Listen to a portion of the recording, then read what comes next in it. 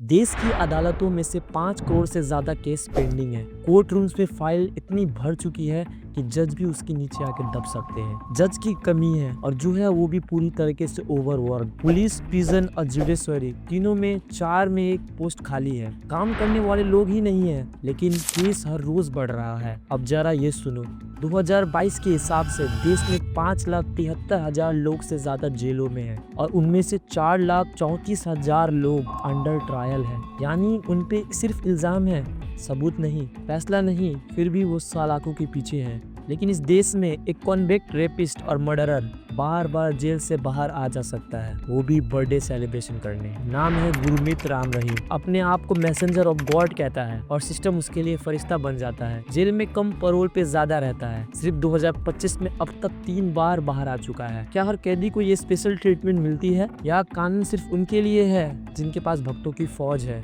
Payroll और फरलो क्या होता है और राम रहीम जैसे कॉन्विक्ट को बार बार जेल से बाहर आना कैसे पॉसिबल है? पैरोल एक लीगल प्रोसेस है। ये किसी भी कॉन्विक्ट को उसकी सजा के दौरान टेम्पररी तौर पर जेल से रिलीज करने का सिस्टम है। लेकिन ध्यान रहे, पैरोल कोई राइट नहीं है, ये एक प्रिविलेज है। यानी चाहे आप जितने भी अच्छे बिहेवियर वाले प्रिजनर हो, आपको पैरोल मिलना गारंटेड नहीं है। पैरोल तब मिलता है जब कोई कैदी जेल में अच्छा व्यवहार दिखाता है और सिर्फ तब जब कोई जेन्युइन रीजन हो, जैसे फैमिली में किसी का डेथ होना या किसी क्लोज रिलेटिव की शादी। इसका टाइम लिमिट होता है, आमतौर पर कुछ दिनों का होता है, लेकिन जरूरत पड़ने पर एक्सटेंड भी होता है। लेकिन ट्विस्ट ये है कि कुछ ऐसे क्राइम्स है जिसके लिए पैरोल मिलना बहुत मुश्किल होता है, जैसे राज्य के खिलाफ अपराध, देश की सुरक्षा का खतरा या फिर रेप और बच्चों को सेक्सुअल असोल्ट जैसे क्राइम। लेकिन फिर भी अगर जेल अथॉरिटीज चाहे तो कोई भी कैदी को पैरोल दे सकती है। अब बात करते हैं फरलो की। पैरोल का ऑपोजिट फरलो कैदी के एक राइट माना जाता है। इसका मतलब फरलो आप किसी स्पेशल रीजन के बिना भी मिल सकता है,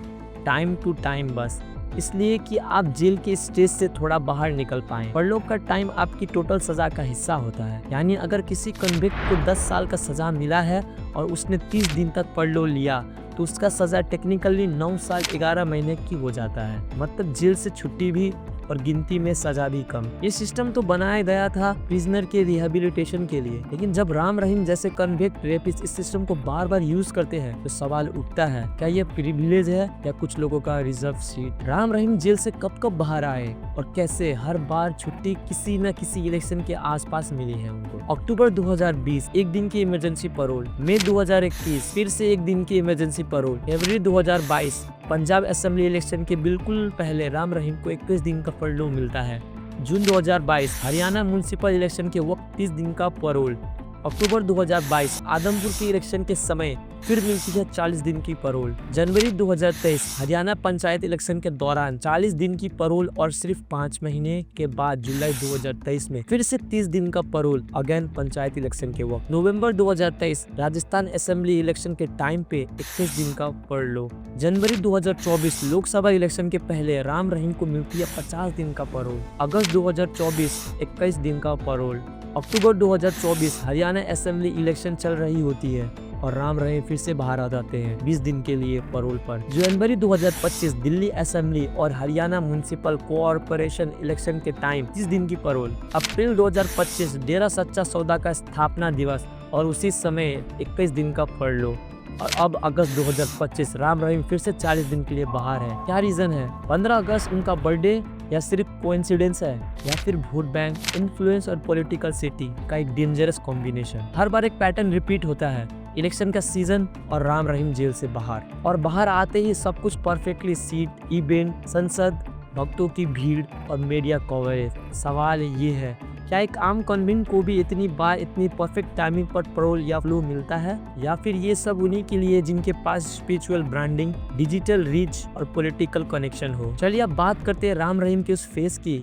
एक तरफ स्पिरिचुअल लीडर, करोड़ों का फॉलोअर, और दूसरी तरफ रेपिस्ट, मर्डरर और क्राइम रिकॉर्ड। दोनों इमेज एक साथ कैसे चलती है? डेरा सच्चा सौदा के chief Ram Rahim social image काफी स्ट्रॉन्ग है। वेबसाइट पे देखो तो वो मैसेंजर ऑफ गॉड कहलाते हैं। उनका स्पिरिचुअल ब्रांडिंग ऐसा है जिसमें लिखा होता है, सच्चा गुरु की प्रीशियस टीचिंग को फॉलो करो और जीवन निराशा से आनंद तक पहुंच जाएगा। इंस्टाग्राम बायो चेक करो, फिलैंथेरोपिस्ट, एनवायरमेंटलिस्ट, ह्यूमैनिटेरियन, स्पिरिचुअल लीडर और तो और ड्रग फ्री सोसाइटी के लिए काम कर रहे हैं। लेकिन अब कोर्ट फाइल खोलो तो एक अलग ही कहानी मिलती है। 25 अगस्त 2017 सीबीआई कोर्ट ने राम रहीम को 2 सदियों के रेप केस में दोषी ठहराया। 11 जनवरी 2019 जर्नलिस्ट रामचंद्र छत्रपति के हत्या के केस में गिल्टी अगेन। 8 अक्टूबर 2021 अपने ही एक्स सपोर्टर रंजीत सिंह की हत्या। इस केस की वजह से 2025 में इनको बहुत ही बुरी तरीके से बेइज्जत किया गया, लेकिन सीबीआई ने सुप्रीम कोर्ट में चैलेंज किया है। तो एक तरफ स्पिरिचुअल संसद,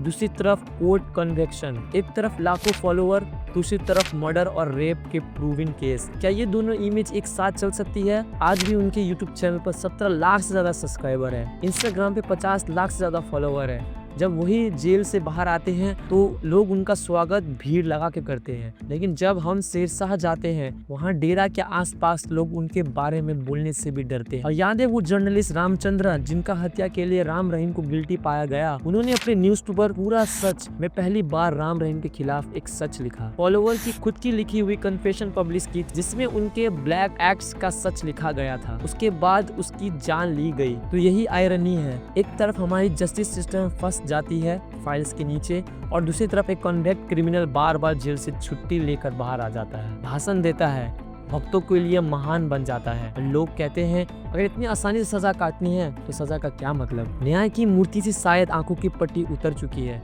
ये सब सिर्फ एक राम रहीम की कहानी नहीं है, एक कहानी है एक ऐसे सिस्टम की जहां जस्टिस स्लो है, सेलेक्टिव है और कई बार तो साइलेंट भी। जब किसी रेप केस की न्यूज आती है तो पूरा देश गुस्सा जाता है, प्रोटेस्ट होते हैं, कैंडीज जलाए जाते हैं, लोग कहते हैं रेपिस्ट को फांसी दो। लेकिन वही देश जब एक कन्विक्ट रेपिस्ट जेल से बाहर छुट्टी लेकर निकलता है, बर्थडे मनाता है, भाषण देता है, तब सब चुप हो जाते हैं। और उससे भी अजीब ये है उसके फॉलोवर की गिनती कम नहीं होती, बढ़ती ही जाती है। लोग सोशल मीडिया पर एमएसजी के भक्तों जैसे कमेंट करते हैं, गुरुजी कृपया से सब पॉसिबल है। लेकिन जब हम जैसे लोग शीर्षा जाके ग्राउंड रियलिटी दिखाते हैं तो लोग कैमरा से दूर भागते हैं, उनके सपोर्टर बोलने से डरते हैं। सच का डर इतना गहरा है कि आवाज दब जाती है। जर्नलिस्ट रामचंद्र छत्रपति की हत्या इसलिए हुई क्योंकि उन्होंने सच लिखा, और आज भी कई लोग सच बोलने से पहले सोचने लगते हैं।